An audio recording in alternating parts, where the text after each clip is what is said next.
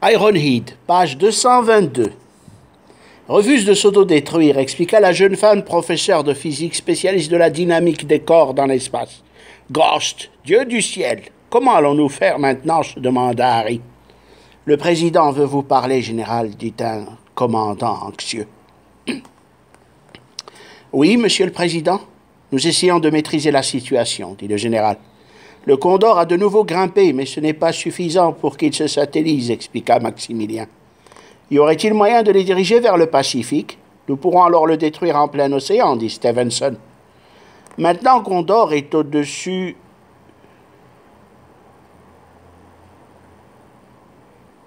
Maintenant, Condor est au-dessus de l'Europe, fit une voix dans un haut-parleur. La charte antinucléaire ne permet pas à cette génération de missiles d'atteindre cette région du globe, dit le professeur Julia. Vous comprenez, général, le tir de ces missiles est classé top secret, dit l'officier chargé du contrôle. Et sa possibilité de vol en planée, sa fonction drone, peut-il quitter les zones peuplées, demanda Harry. Le Condor peut planer à court de carburant pendant 2 heures, mais après, il peut tomber quelque part s'il quitte brièvement la stratosphère si nous ne le maîtrisons pas assez vite, expliqua Maximilien. Général, les Russes sont en colère. Le Condor présente un véritable danger. Il vous appuie pour mener cette opération bon escient, dit l'officier chargé de la trajectoire du missile. Wild, vous pouvez disposer, dit Harry Stevenson. J'ai une idée, général. Si nous contactions Ironhead, dit Tony Wild. Que pourrait-il bien faire, demanda Harry. Il n'y a aucun moyen de l'arrêter, continua le général Stevenson. C'est une panne des circuits de commande, général, expliqua Maximilian Bergson. Les commandes de direction n'obéissent plus, dit Steve Olgart. Le missile est au-dessus de l'Asie mineure, dit la voix du haut-parleur. Général, une information de dernière minute. Le Condor possède, en plus de ses réservoirs, un système de propulsion révolutionnaire. Il passe en cas de force majeure à un régime de carburant super réduit, dit l'officier de trajectoire. Et quel est ce régime demanda le général. Il peut tripler son autonomie, dit Olgart. 15 heures de plus, c'est incroyable, dit Harry, en s'affaissant dans un fauteuil.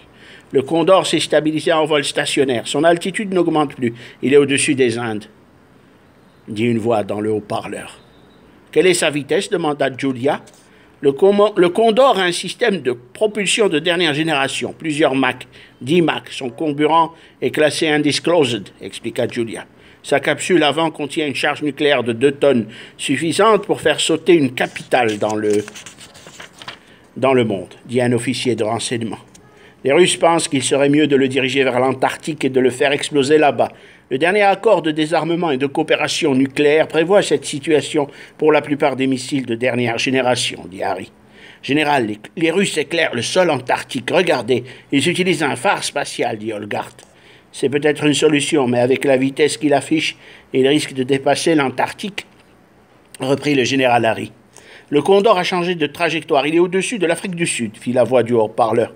Son altitude est stable, dit Maximilien. Des satellites de surveillance envoient sa position. Il fait flasher tous les états-majors sur sa trajectoire, dit Julien. Pourquoi ne pas le détruire avec un satellite tueur, proposa un officier. Cela prendrait beaucoup de temps pour le rendre opérationnel et pour ajuster le tir sur orbite, dit Harry. Et si les Russes nous prêtaient main forte, dit un général, ce serait une situation de conflit, dit un autre officier. L'Amérique est capable de se sortir elle-même de ses mauvais pas, commenta Harry. L'impact supposé, général, dit Julia. L'impact dans 10 heures, dit Maximilien. Nous pourrions lui envoyer un MiG-25 à cette altitude. Il l'abattrait sans effort. Un Foxbat avec un missile aéroporté en calculant le point de rencontre à plus de 65 000 pieds. Vous précise un général russe, dit Maximilien Bergson. Le Condor est trop rapide, le MiG ne le verrait pas passer. Un autre missile, un Patriot, dit Harry. Le Patriot ne pourrait l'atteindre à cette altitude. Condor vole vite et très haut. Un Minuteman, dit l'officier Olgart. Le Minuteman créerait une situation de conflit intolérable. De plus, les Russes les ont bannis dans les accords SALT I et SALT II, dit le général Harry Stevenson. Reste le satellite tueur, fit Julia. Comment le synchroniser avec la trajectoire du missile? Cela demanderait plus de temps, dit Maximilien. Le calculateur prévoit son prochain impact sur l'Australie maintenant. Il vise Sydney comme ville à détruire, dit l'officier de suivi de trajectoire. Condor est en plein Pacifique Sud, dit la voix dans le haut-parleur. Le système d'alerte amorcé contre les missiles est formel, dit le docteur Maximilien. Le BMD compte-t-il à avancer comme hypothèse demanda Harry. Le MOL, dit le professeur Julia, un satellite armé. Le projet, je vous l'ai déjà dit, a été abandonné, expliqua Harry. Non, regardez les instructions. Les nouvelles instructions, le MOL, Mike Oscar Lima, est opérationnel, dit un officier. À vous de jouer, Wild. Mettez-vous aux commandes du satellite, dit Harry Stevenson. Tony s'assit dans une cabine, il saisit les commandes du MOL-1. Agrandissement, le voilà, dit Harry. Dirige le satellite vers la cible. Je l'ai, dit Wild. Feu, dit Harry. C'est un ordre, continua-t-il. Wild ouvrit une série de salves de laser sur la cible et il l'atteint. Le Condor explosa. Des cris de joie fusèrent de toutes parts dans les locaux. Il n'y a pas eu d'explosion nucléaire, dit Holgart. Wild a détruit la structure du missile, mais non les charges d'ogives. Les ogives sont protégées contre ce genre d'accident. Elles n'explosent qu'au contact du sol, expliqua Maximilien. Il va devoir les repêcher, elles sont quelque part sur cette surface, dit Harry, en désignant un cercle au-dessus du Pacifique. Après un bref moment, sous les yeux interrogateurs des militaires, « Regardez, général Stevenson, le missile Condor, il s'est reformé sur l'écran. Que signifie tout cela » dit Maximilien Bergson. « Nom du ciel » dit Harry. « Je n'y comprends rien » fit Julia. Ce n'était qu'une simulation d'atteinte gérée par l'ordinateur de l'armée. Le Condor continue sa course folle, expliqua Lord Wild. Le missile est au-dessus du Pacifique, dit le haut-parleur. Le projet de satellite armé MOL n'est plus fiable. Il faut trouver autre chose, dit Maximilien. Le Condor change d'altitude, dit un officier de contrôle. Que fait-il à présent, lança Harry. Il grimpe, expose Bergson. Il est en pleine stratosphère, fit Julia. Essayons une procédure d'autodestruction, ordonna Harry. Procédure engagée, firent les officiers. L'ordinateur est en marche. Nous avons atteint ses commandes principales, dit un officier. Il ne répond pas, affirme Steve. Aucune réponse de phase d'autodestruction, fit le docteur. Le Condor est passé sur une autre acquisition. Il cherche des villes de la côte ouest des États-Unis. Dans 1 heure, le Condor sera sur la cible. Hawaï, il vise Honolulu, dit le haut-parleur. Aucun missile de première ni deuxième génération ne peut le détruire, dit un général du Pentagone. Tous les missiles de longue et moyenne portée ne sont opérationnels sur des cibles en mouvement dotées d'une telle vitesse, certifia le général. Un homme veut vous voir, le professeur Gregg, dit un colonel de l'Air Force. Un homme aux cheveux longs et à la barbe fournie entra dans le lieu des opérations. Il semblait calme, âgé de plus de la soixantaine. Il avança vers le général Harry, qui le dévisagea d'un air approbateur. Craig, habillé élégamment, prit la parole en tendant son bras pour saluer Harry. Mon nom est Tom Craig et je suis spécialiste en missiles intercontinentaux. Je veux vous aider à arrêter le Condor. Nous travaillerons ensemble, annonça Harry d'un air affirmatif. Craig s'installa au pupitre de l'ordinateur de contrôle. Il y a eu défaillance à ce niveau, perte de la fonction de contrôle des directions au sol et défaillance du système d'acquisition des cibles stratégiques au sol, expliqua l'ordinateur. Il en a pour 10 heures d'autonomie. Après Condor continuera à se diriger en variant l'altitude et en planant à très grande vitesse, ce qui nous laisserait 24 heures de plus avant son impact contre le sol, reprit Craig. Les ordres d'acquisition de cibles sont désordonnés. Il change d'acquisition de cibles et c'est tant mieux, expliqua Craig. À présent, le missile se dirige vers Los Angeles, fit le haut-parleur. Il se verrouillera probablement sur sa dernière cible dès qu'il aura perte à 95% de son énergie de propulsion. Plus de carburant expliquera sa chute vers la dernière cible acquise, rattrapa Tom Craig. Le président veut des explications détaillées. Cette affaire est en train de semer la panique dans le monde par les médias, dit un officier de renseignement. Général Harry, vous avez la Maison-Blanche, dit l'officier. Je vous écoute, monsieur le président, dit le général Harry. Général, je veux un rapport clair, net et précis de cette affaire, dans l'après-midi, dit le président. Bien, monsieur le président, fit Stevenson. Général, il me vient une idée, dit le colonel Wild. Le général se retira, demanda à Wild de le suivre dans son bureau. Wild le fit. Général, si nous demandions assistance à Ironhide, dit Tony. Ironhide voudra certainement nous aider à neutraliser le missile Condor, affirma Wild. Pour la première fois, Tony Wild saisit un téléphone et appela Ironhide. Une voix enveloppa le bureau du général. « Général Harry, vous avez besoin de nous » dit la voix au timbre caractéristique. « Général Harry ?»« Oui, Ironhide. Nous avons perdu un missile de dernière génération, le Condor. Faites quelque chose. Branchez-nous avec ses coordonnées géographiques, latitude, longitude instantanée. » Avec joie, dit Harry. Une soucoupe volante atteignit une vitesse vertigineuse dans le ciel de Los Angeles. « Notre engin va vous aider à stopper le missile. Soyez sans crainte, fit Ironhide en apparaissant sur les écrans de contrôle de l'armée américaine devant les yeux examinateurs des militaires présents. L'UFO rattrapa le missile et se mit à même vitesse. « Nous voulons le récupérer », lança Harry, dans un air de ne pas vouloir abandonner la partie. « Bien », fit l'extraterrestre.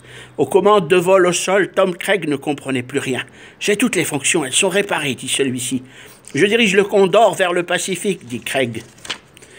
L'énorme missile changea son cap en virant sur la gauche. « Le Condor fait cap sur Hawaï », dit le haut-parleur. « Quelle merveilleuse machine à diriger, de nouveau fiable et précise », laissa échapper Craig. « Je désactive la charge nucléaire », continua celui-ci. « Manœuvre réussie », lâcha l'ordinateur. « Vidage des réservoirs », informa Craig, le front en sueur. « Manœuvre acceptée », lança l'ordinateur. « Je détache la charge nucléaire du missile. Elle va se parachuter dans le Pacifique », avisa Tom Craig. « Manœuvre réussie », avertit l'ordinateur. « Le missile se divise en 5 parties, toute largage », annonça Tom. « Le Condor est neutralisé », d'une voix dans les haut-parleurs du QG.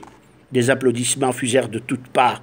Wilde fit un clin d'œil discret au général Harry Stevenson. « Sans Aéronide, nous aurions eu de graves problèmes », dit Wilde en quittant la salle. Wilde et Stevenson passèrent un séjour agréable dans le Colorado.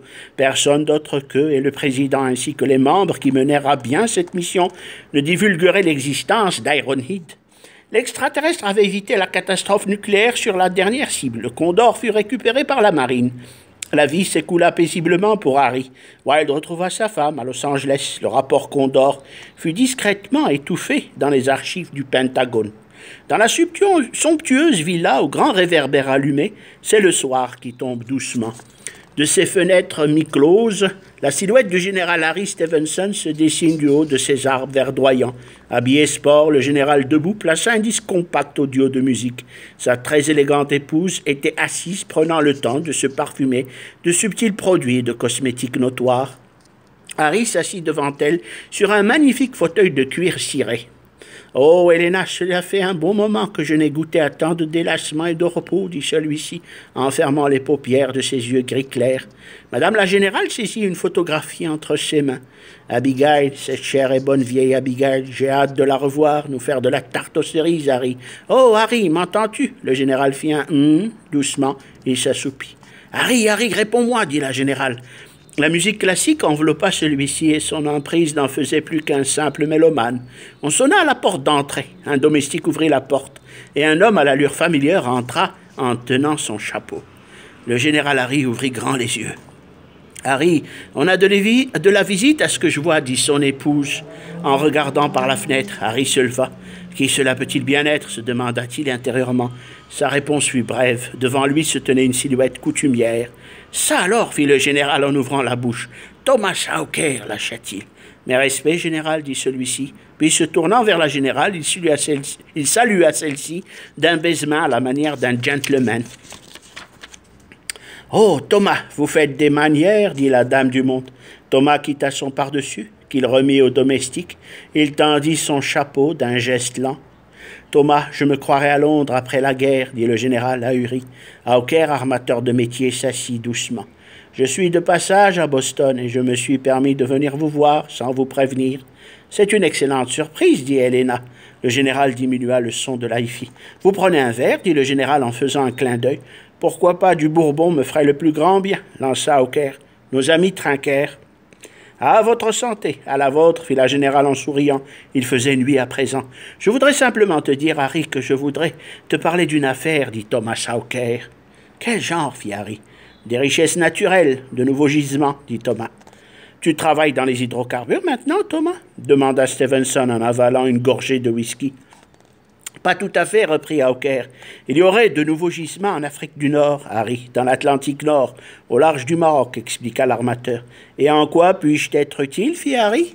« Je ne m'occupe pas spécialement du forage, mais je voudrais t'inviter quelque jour. Je suis actionnaire dans une société. C'est un ami personnel qui s'occupe des systèmes de forage et d'extraction. Un certain grand nom attend, le plus grand truche du Moyen-Orient. Fahrenheit, Marlowe Fahrenheit. Incroyable, c'est peut-être l'homme le plus riche de la planète. Tu le connais personnellement » demanda Harry. « C'est un ami d'enfance, » dit le spécialiste en armement pour l'aviation et la construction aéronautique. « Je voudrais aussi te dire qu'il m'a parlé d'une surveillance. Il a besoin d'un appui armé pour surveiller son territoire de travail, des fuites. Il m'a vaguement parlé de pompage illicite. Mais je préfère en discuter une fois que nous serons à Madère, » reprit Thomas Hawker. Aller à Madère avec Helena, c'est le voyage à ne pas manquer. Pas vrai, chérie, dit Harry Stevenson. Thomas Hawker se leva et déclara. Nous ferons voyage à bord de mon jet privé. Je vous invite, si vous le voulez bien. Harry répliqua. Thomas, vous êtes un ami, mais en tant que militaire, je dois obtenir tout d'abord une permission, et vu mon âge, j'approche de la retraite, mon brave ami. Harry, vous êtes la seule personne qui puisse faire quelque chose. La seule personne capable d'engager un processus de surveillance dans cette région de la planète, de par votre expérience est passée. Vous voyez où je veux en venir, dit l'armateur. Je vois, Thomas, je vois. Je vais passer de bonnes vacances avec ma chère épouse et après on verra, dit le général américain en lâchant un hoquet. Thomas Hawker eut une expression de satisfaction. Son visage s'illumina. J'ai un aveu à vous faire, Thomas. J'en ai encore pour 5 bonnes années dans l'Air Force. Après, je serai retraité. Nous allons faire un bon voyage. On parlera de tout cela après, dit Thomas Hawker. Harry Stevenson prit son épouse dans ses bras et entama un tango sous le regard charmé de l'armateur, tenant un grand verre de whisky. Le portable d'Hawker sonna. « Oh, c'est toi, chérie, je suis en déplacement. Chez des amis. Je rentrerai demain, probablement. Au revoir. » Hawker raccrocha. Il remit l'appareil dans sa poche et finit son verre machinalement. Hawker jeta un regard sur sa montre. Harry s'assit à côté de lui, l'air gai. « Aimes-tu les diapositives, Thomas » dit le général. « Oui, lesquelles ? Des photos de chars et blindés » lança Harry. « C'est un petit bijou caché que j'ai, repris celui-ci. » Plaçant l'appareil en face d'un mur blanc, le général américain envoya la projection. Il recommanda à son domestique Arthur de tirer le rideau du salon. Dans le silence de la voix d'Harry couvrit le bruit que faisait la ventilation du projecteur de CD photos. « Sherman, char historique, Seconde Guerre mondiale. » Très joli, dit Hawker. De l'armement moderne récent maintenant. Les photos défilaient doucement, en cadence. Nom de Dieu, s'exclama Hawker. C'est un projet ultra secret. Un lanceur de missiles patriote très original. Ce mobile peut envoyer une version de missile patriote réduit. Je parle de la taille, une orgue de Staline extrêmement mobile et fiable. 5 missiles. Ils se déplacent très vite et se calent en simple mode de stationnement. Les 3 amis restèrent une demi-heure à regarder les CD. Hawker quitta le domicile du général Harry, ayant la délicatesse d'offrir un flacon de parfum à Madame Stevenson. Sa limousine roulait dans la nuit calme. Elle s'arrêta devant un hôtel chic. Thomas Hawker quitta le chauffeur après lui avoir remis un pourboire. « Allez vous détendre, Jim, voulez-vous » La nuit se passa dans la quiétude en Arizona. Au petit matin, Harry Stevenson prit un bon petit déjeuner. Il fit une promenade à cheval. Encore la forme, se dit-il, en trottant tranquillement le long de sa propriété. Son attention fut attirée par une motocross qui s'était arrêtée non loin de lui. Le pilote casqué resta immobile, ce qui intrigua vivement le général. Puis l'homme casqué, au visage voilé, mit une béquille pour tenir son engin en équilibre et se dirigea vers Stevenson. Le général arrêta son cheval en un cri caractéristique. L'homme s'approcha. Il dit « Pouvez-vous m'indiquer le centre-ville » Suivez le chemin, la piste jusqu'au goudron et après tout droit sur votre gauche jusqu'à la pompe à essence. Merci, dit l'étrange personnage. La moto démarra en pétaradant. Harry rentra son cheval et le confia au personnel. Après avoir pris une douche, il décida d'avoir des nouvelles de Wilde. Il appela Tony à sa nouvelle adresse. Une voix de femme lui répondit. « Wilde, c'est bien ici. À qui ai-je l'honneur » dit Hélène. « C'est vous, Hélène, ici le général Harry. »« Oh, général, cela fait un bout de temps. Je vous passe, Tony. »« Tout de suite, dit Madame Wilde. » Le dimanche, Wilde se détendait en lisant. Il fut cependant ravi de parler au général. « Colonel Wilde, je dois prendre quelques jours de vacances, une permission spéciale. Occupez-vous de la base. J'en ai pour une 20aine de jours, à partir d'après-demain.